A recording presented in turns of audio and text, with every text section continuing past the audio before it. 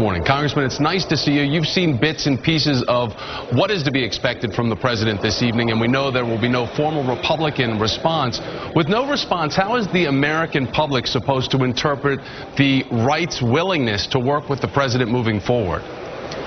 Well, Thomas, thanks for having me on. You know, we had a meeting this morning with the 240-plus Republican members of Congress, and where you'll hear some people out on the fringes who are continuing to lob bombs back and forth. I think the lion's share of our conference is together, and that we want to work with the president to try and find ways to help put Americans back to work. We're genuine in that interest, and we've tried to work the last 7 months since we've controlled the House in doing that. We've passed over 200 bills out of the House. The lion's share of them don't cost money. They're getting the government out of the way of the private sector and allowing the job creators, the entrepreneurs, to grow and employ people. Unfortunately, they're stuck in the Senate. But with respect to the president's speech tonight, let's back up a couple of weeks if we can.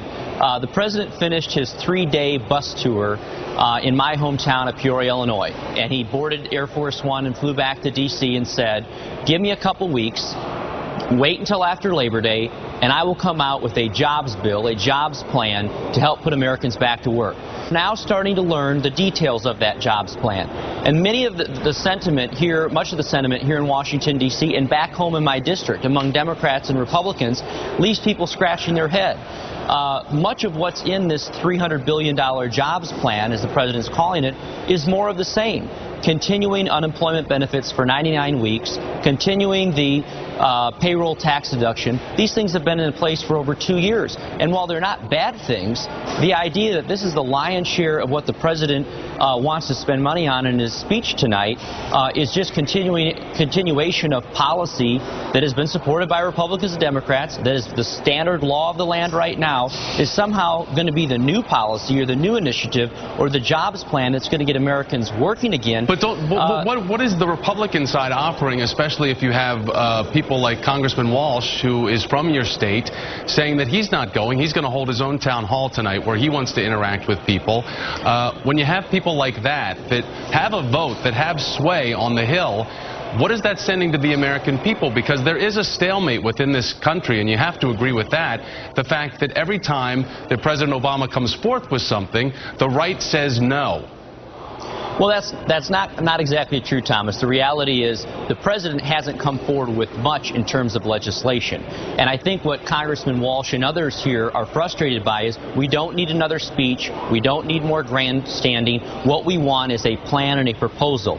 And what I'm hopeful is that when he's done with his speech tonight, he submits to Congress in writing an actual bill that Congress can debate and vote up or down. That's how you get things done in this town in Washington, D.C. With regards to what Republicans have offered, as I said earlier, we've offered over 200 bills, not just offered, but passed, with Republicans and Democrats' support in the House of Representatives. A dozen of them targeted on energy production, drilling, natural gas exploration, streamlining the process to build nuclear plants, things that don't cost money, that would create jobs in the private sector. Tax reform. I'm on the Ways and Means Committee, as you mentioned. There's things Democrats and Republicans agree on that we can streamline the tax code, doesn't cost money, but will lead to more hiring and more job creation.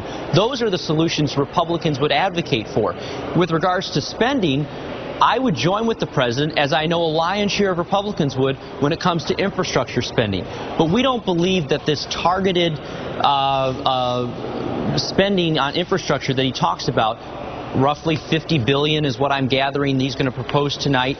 We spent $50 billion in the stimulus bill on targeted infrastructure. What the infrastructure community needs is a 6-year highway bill. I would like to see the president come forward with a plan on how we fund a 6-year highway bill, and if he can, as the House has done, right, we'll get it passed. There's broad support on Republicans, Democrats to pass a highway bill, but we need presidential leadership to do it. We will end the speculation coming up in 7 hours, 38 minutes, and 55 seconds.